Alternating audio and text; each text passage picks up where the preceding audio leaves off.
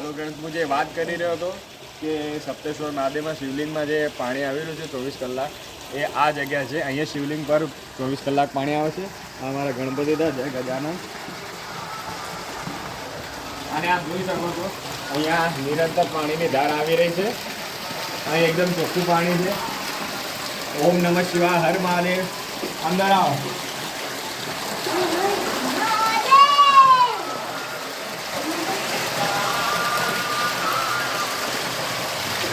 હર હર મહાદેવ. મહાદેવના ભક્તો પાણીનું જલ અર્પણ કરી રહ્યા છે. હર હર મહાદેવ, જય ભોલેનાથ. ઓમ નમઃ શિવાય, ઓમ નમઃ શિવાય. અમારા શિવજીની જટામાંથી ગંગાની ધાર થઈ રહી છે, આપ જોઈ શકો છો મિત્રો. ઓમ નમઃ શિવાય. અમારા મહાદેવનું ગુફાની અંદર શિવલિંગ આવેલું છે, જેમાં 24 કલાક સતત પાણીની જલની ધારા થાય છે ગંગાજીની. ઓમ નમઃ શિવાય. આપણે પણ પૂજા કરીને પવિત્ર થઈ જઈએ મારા મહાદેવના સાનિધ્યમાં. હર હર મહાદેવ. મા શક્તિ ભલું કરે. શિવ શક્તિ, મા શક્તિ, મા જગદંબા, સોમનાથ મહાદેવ, શિવ શક્તિ ને મારા ચરણ કમળમાં મારા કોટી કોટી વંદન, મારા ભોળિયાનાથ. ઓમ નમઃ શિવાય.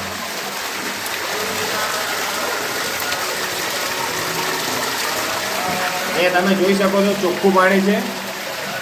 હું દીપક કુમારને કહીશ કે અહીંયા શૂટ કરે. લાદી પણ આરપાર દેખાઈ રહી છે, જોઈ શકો છો.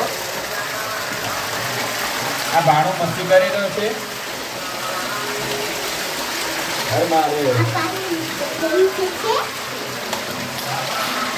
કુંડ નો લો આવે કુંડ.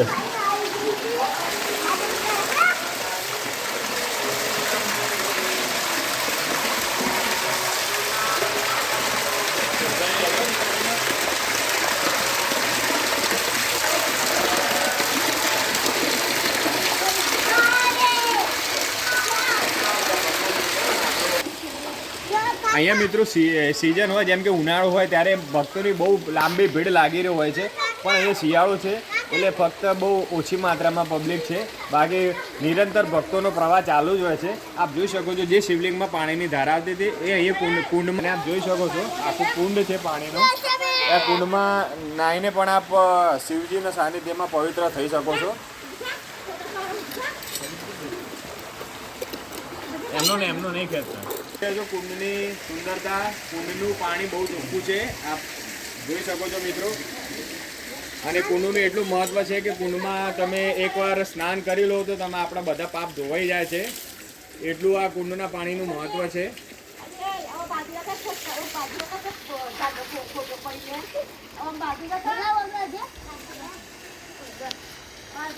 જોઈ રહ્યા છો ગૌમુખમાંથી નિરંતર પાણી આવી રહ્યું છે. જે નદી છે આવા કોઈને એટલું પણ ખબર નથી કે પાણી ક્યાંથી આવે છે. એમનું રહસ્ય હજી સુધી કોઈને ખબર પડી નથી કે આ શિવલિંગની ધારા જટામાંથી ક્યાંથી પાણી આવે છે. એ રહસ્ય હજુ અકબંધ છે. પણ અહીંયા ભાવિક ભક્તો આ રહસ્યમયને શિવજીની કૃપા સમજે છે, મારા મહાદેવની દયા સમજે છે અને દયાનો આનંદ લઈને પોતાની જાતને પાવન કરે છે. હર મહાદેવ, જય ભોલેનાથ.